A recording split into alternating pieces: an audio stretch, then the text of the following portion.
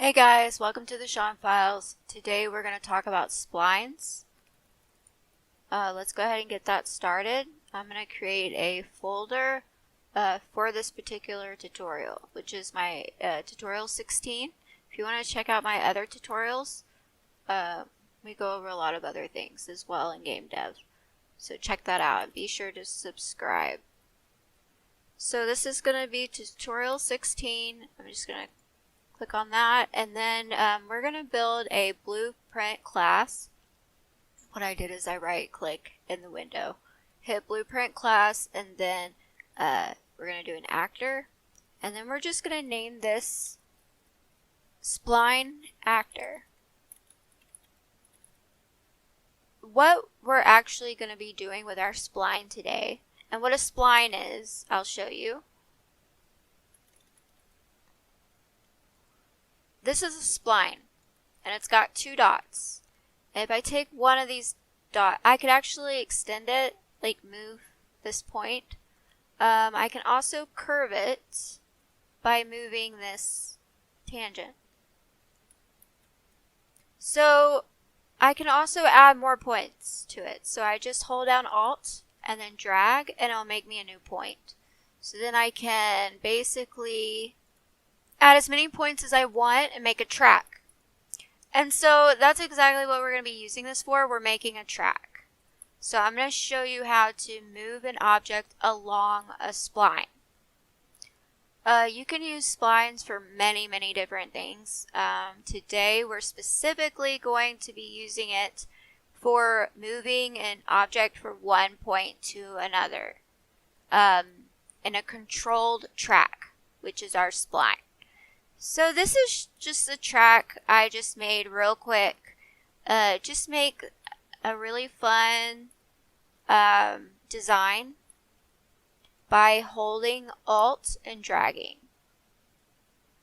Alright, so now what we need to do is we need to add a component or a static mesh, a cube, whatever you're wanting to move along your mesh. I'm just going to do a simple cube, and it's going to be parented under my spline. So go ahead and attach that to your spline, and I want my cube to be at the 0 location, so I'm going to 0 this out. And if make sure that your first spline and how you get to your first dot spline point, all these are spline points. You click on this guy and it will bring you to your first spline point. Make sure that's zeroed out right here in the location. If you want it to loop around back to your starting point, then you would want to go to your last spline point and zero that out. And that will line your point with the first point, and so then it will be a complete loop, and then you can just kind of manipulate these how you need to by just moving these tangents or the spline points. Okay, there's many things you can use spline points for, like I said before. For example, in VR, maybe you want to pull a drawer out or you want to push a cart. It would be most likely on a spline. And what I'm also going to show you how to do is attach our character to the object that's on the spline. So it's almost going to be like we're riding a car. Let's go ahead and start coding it. So how I get this cube to move along my spline is I'm going to first make a custom event, and I'm going to call it move along spline. And I'm going to come over here and I'm going to create a variable called speed. I'm going to make it into a float. I'm going to duplicate it and call this distance along spline. Alright, so now I need to, we're going to get the speed, and we're going to right click and then type in multiply. Pull up your multiply operator, and we're going to multiply, actually connect that to the bottom, not sure if it matters, but, and then connect this to our delta seconds on our event tick. So this is going to multiply our seconds by our speed to keep the our object moving. So now we need to go to get our add operator, and we're going to add this to our distance along spline. So I need you to, actually we need to add our distance, we need to add our speed to our distance along spline, and then we're going to set our distance along spline with the new variable that we get from multiplying it and adding it to these variables. So let's I need to set. So I'm going to drag this over here and get set distance along spline. I'm going to connect this to the event, and then I'm going to connect this to our distance along spline. Alright, now we need to get relative transform. So what we're going to do is we're going to pull up set relative transform right here under transformation.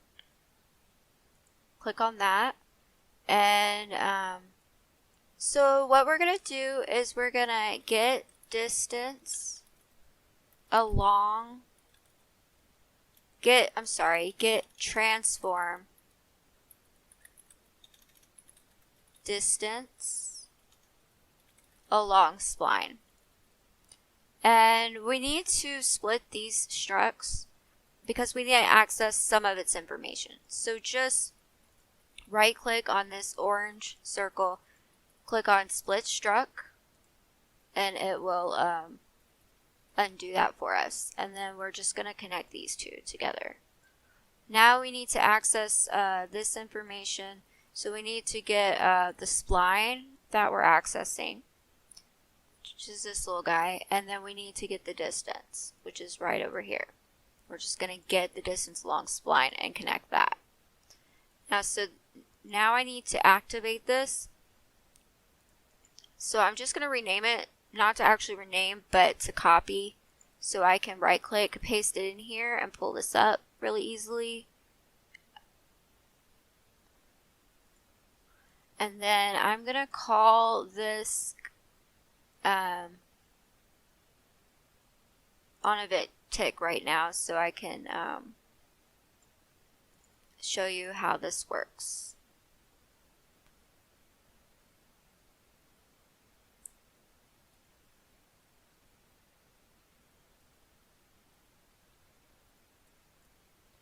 I'm going to grab my cube and I'm going to connect that to our target because that is our transform that we are moving. Alright, so let's go ahead and test this out. Actually, we need to put our spline in the scene first.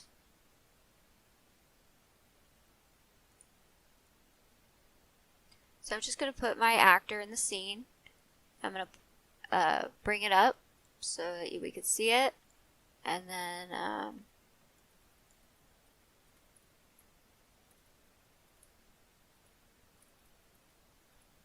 so you know what I forgot to do? It's really important. We need to add a speed. So I'm going to go over here to my speed, and I'm going to add in a speed so that we can actually move. So we can't move if we don't have any speed. So there we go. There's our cube. It's going along the spline that we created.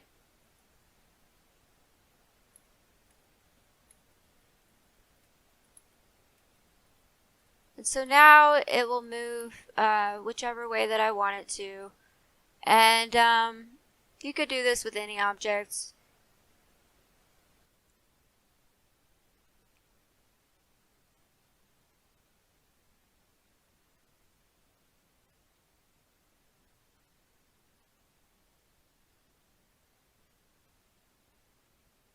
So guys, that is an example of how I would use a spline.